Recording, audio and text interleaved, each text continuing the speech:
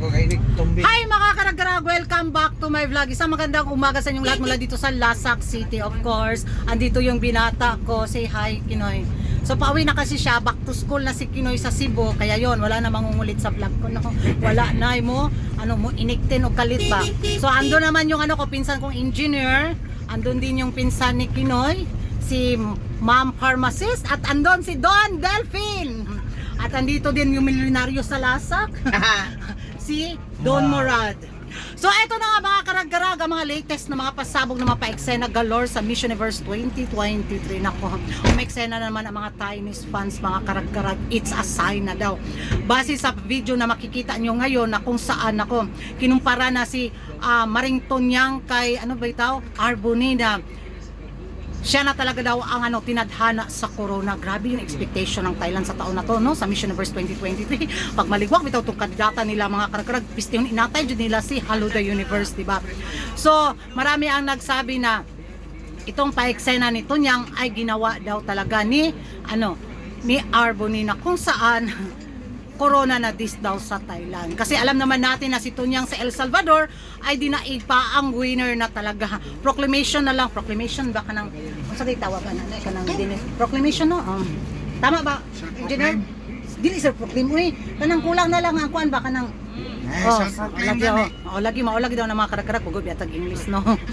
So, yun na nga at alam naman natin din si Tonyang doon na sobrang busy talaga siya sa promote sa El Salvador. Siya yung yung kinumpirma na yatang ambassador ba ng tourism sa yung sa bato mura man kog na shock. Habang yung iba mga kalaban ni Tonyang at iba mga kandidata sa Miss Universe 2023 ay papunta pa lang na si Tonyang Hagardo Versosa na, yung iba very freshness overlooking pa kaayo na kung saan dinaig ni Miss Universe pero ang Thailand kasi may pa private jet biya ang kuan ay pero mga karagkrag with matching red carpet pa jud. Yung pinagtawanan tayo ng ng mga Chinese na konti lang daw yung pumunta sa departure ni AMD sa Ninoy Aquino Airport na impa sila sa Peru kasi private jet yun. So ito pa mga karagkrag ang mga latest na chika galore na kung saan starring bitaw kaayo si MMD sa Miss Universe app, yung pa Hello Universe pa entry niya, yung pa Globo bitaw sa Mall of Asia. Tapos nilagay talaga din yun doon sa Miss Universe app yung departure ni Michelle D. So marami ang nagsabi at nabahala na baka pampalubag loob lang daw to ng Miss Universe organization or ni Hello the Universe. Yun na nga mga karag-karag, walang daw sanang gamitin ni Hello the Universe ang Pilipinas sa sa mga pa-eksena na ganito at maging fair din daw sana si Hello the Universe sa pagpili ng mga winners. So excited ako sa laban ni ni Michelle D at keep voting po para sa ating pambato dahil nasa top 2 spot na yata si Michelle D. Konti na lang yung ni Nicaragua kasi siya yung nangunguna sa voting sa Voice for Change, diba? So paano nga ba iboto si Michelle D? So panoorin nyo ang video na to.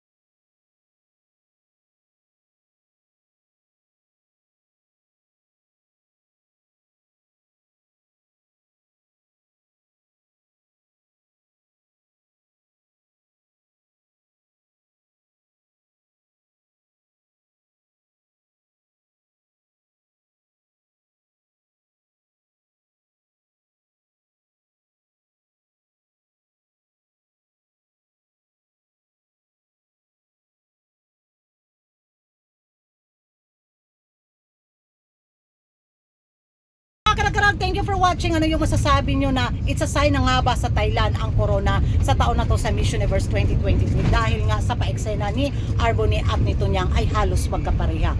So mag-ingay tayo sa comment section at kung hindi ka pa nakapag-subscribe sa YouTube channel ko, don't forget to like and subscribe ko rin karag. Ang babaeng lagi nagkarag-karag and see you in my next vlog. Bye pod Kinoy, bye. Bye. Bye honey. Oh, ang mga pharmacist si Don Delphine. Asa si Don Delphine? Natago, to ara si Don Delphine og ang driver nag-chat pa. Diha naman mga karag-karag.